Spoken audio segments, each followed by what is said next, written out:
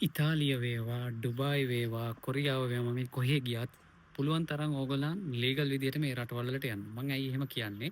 මම ඉතාලියට ෆැමිලි එකකිනුත් ඇවිල්ලා මගේ පළවෙනි සෝජන් එක ගන්න කාලයක් ගියා. ඒ කාලය ඇතුළතදී හම්බුණු සමහරක් රස්සාවලින් ගන්න බැකුවා තාම ඩොකියුමන්ට්ස් නැහැ කියලා. මේ එකක් මේ වගේ ප්‍රශ්න මට ගොඩක් වුණා. ඉතින් UAE වල ඉන්න කට්ටිය දන්නවා මමත් එහි ඉන්න කාලේ අර අයියලා මේ අයියලා ඔන්න ඊයේ රෑ තමයි ආවේ මෙන්න මල්ලි අද ජොබ් එකට යනවා කියලා පෙන්නනවා. ඒ ගියාමුගේ පඩිය 1000යි 1200යි මේවා පඩි නෙමෙයි UAE වල. ඉතින් අර මුලදී අල්ලගෙන ඉන්න වෙන රස්සාවක් හොයාගන්නකම් හොඳයි. නමුත් ওই වගේ රස්සාවක අවුරුදු ගාණක් වැඩ කරොත් ඒ මිනිස්සයා දිය වෙලා යනවා. තේරුමක් නැහැ. ඉතින් මෙහෙට එන කෙනෙක්ට උනත් මම කියන්නේ පුළුවන් තරම් නීති අනුකූලව එන්න බලන්න. මොකද ඔය රිෆියුජි දාන්න මෙහෙ ඇවිල්ලා ඔය වැඩේ අමාරුයි. හිතන තරම් ලේසි නෑ.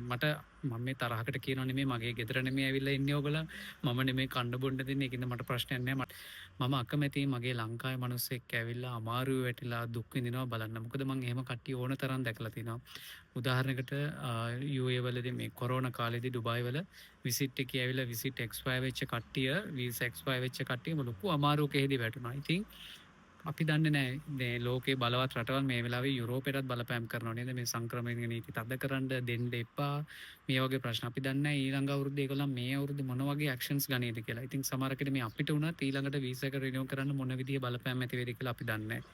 ඉතින් ලොකු සීන මවා ගන්න එපා රටකට ගිය ගමන් ලොකුවට සල්ලි හම්බ වෙනවා කියලා. එහෙම හම්බෙන තැනුත් තියෙනවා. නමුත් ඉතාලිය වගේ තැනකට මුලින්ම ආපු ගමන් මටත් තාම හරියට භාෂාව බෑ. භාෂාව බැරුව වැඩක් කරගන්න හරි අමාරුයි. මෙහි ඉන්න කට්ටිය දන්නවා. ඉතින් ඔය රැල්ලට අහුවෙන්න එපා කොල්ලෝ කෙල්ලෝ පුළුවන් තරම් ලීගලි කොහේ හරි රටකට තමුන්ට ලංකාවෙන් පිට ගිහලා රස්සාවක් කරන්න ඕන නම් මුලින්ම යන්න ගිහලා ඔයාගේ වීසා එක ඔයාගේ මේ ඩොකියුමන්ට්ස් හදාගෙන කීයක් හරි ඉතුරු කරගෙන තමුන් ණය වෙලා නම් ඒ ටික පියවගෙන තව තැනකට යන්න බලන්න. එතකොට එක හිසරදයක් අඩුම තරමින් ඔළුවෙන් නිදහස්. ඉතින් කොහොම කිව්වත් මේ රටකට ඇවිල්ලා අසරණ වුණාම හදිස්සියේ තමුන්ගේ රටකට හදිස්සි අවස්ථාවකට යන්න බැරි වෙනවා කියන්නේත් හරිම අමාරු දෙයක්. මම මේ වීඩියෝ එක කරන්නේ මං අඳුරන මල්ලි කෙනෙක් මේ වෙලාවේ ප්‍රශ්නක ඉන්නවා. ඉතින් පොර යන්න විදිහක් නෑ ලංකාවට. ඉතින් දැන් ඔප්ෂන් දෙකයි තියෙන්නේ. එක්ක මේ හැමදේම අතහැරලා යන්න ඕනේ. නැත්නම් හිත තද කරගෙන ඉන්න ඕනේ. ඉතින් පව්.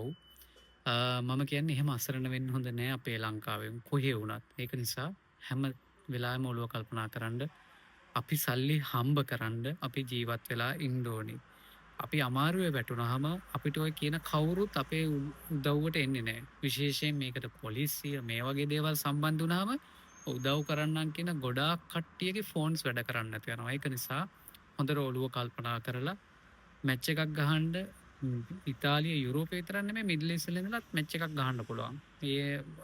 මම අවුරුදු ගාණක් හිටියේ ඉඳයි මම දන්නේ. ඒක නිසා ඔළුව කල්පනා කරලා මාලදිවයිනේ හරි කමන්නේ හොඳට පඩි ගෙවන තරක්. හොටෙල් ෆීල්ඩ් එකේ හොඳ ඔපචුනිටිස් තියෙන තරක්. ඒක නිසා උත්සාහ කරන්න ලීගලි කොහේ හරි ගිහිල්ලා තමුන්ගේ ප්‍රශ්න ටික පොඩ්ඩක් ඉවර කරගෙන තව තැනකට යන්න. මෙච්චරයි මට කියන්න තියෙන්නේ. ඉතින් දැන් මට බැනපල්ලා.